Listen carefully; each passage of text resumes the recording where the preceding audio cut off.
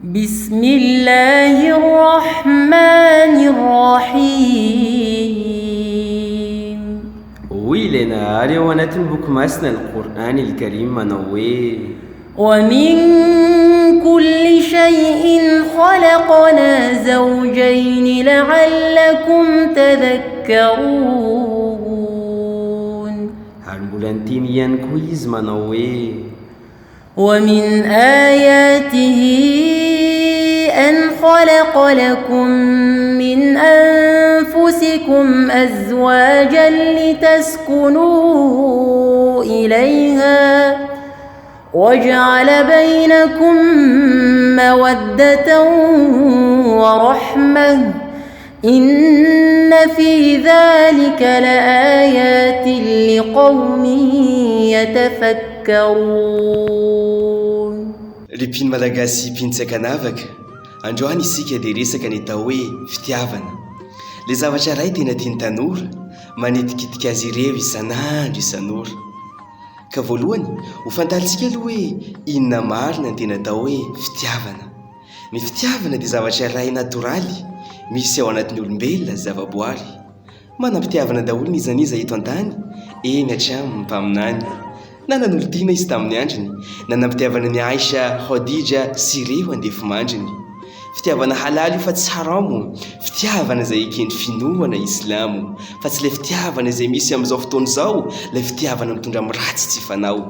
Koa zary simba ny tanora ankehitriny, tsy mifikitra intsony amin'ny diny. Vokany, mitondra voka-tsiny riny, miterateram-poana tsy ampanambadiana. Avy eo, indraindray ny ray aman-dreny no mizaka ny gidiny, menatra hafa-baraka tsy fidiny.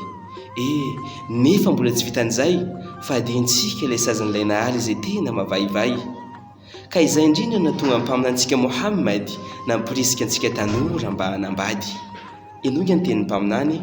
قال رسول الله صلى الله عليه وسلم يا معشر الشباب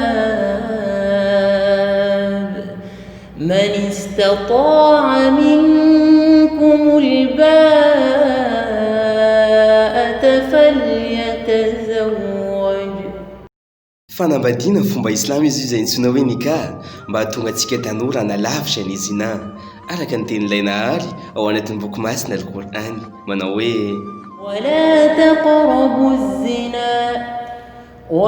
تقربوا الزنا إنه كان فاحشة وساء سبيلا.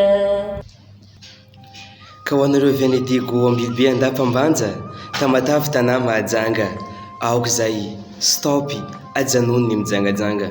Tahak'izay koa nareo avy any Toliara manakara fianaran-tsoa ambositra ambolon-dava Antsirabe, ajanonareo ny zina fa fahotana lehibe. Mitiava olona iray amin'ny tena fitiavana izay nazahoana fankatoavana, nazahoana raty avy amin'ny ray aman-dreny mba hampirere azy ireo ombeny.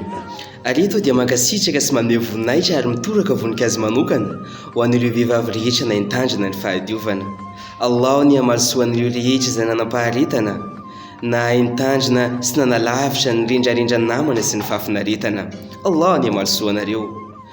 Ary afatra ho antsika ray aman-dreny, raha feno taona ny zanakao lahy na vavy, reseo lahatra izy hanambady, aza atao sakana velively ny tsy fisihana, fa raha misy kely arsoy ny fanambadiana, aza atao tambana ny fahantrana, fa manana fatokisana ny lehibe fiantrana.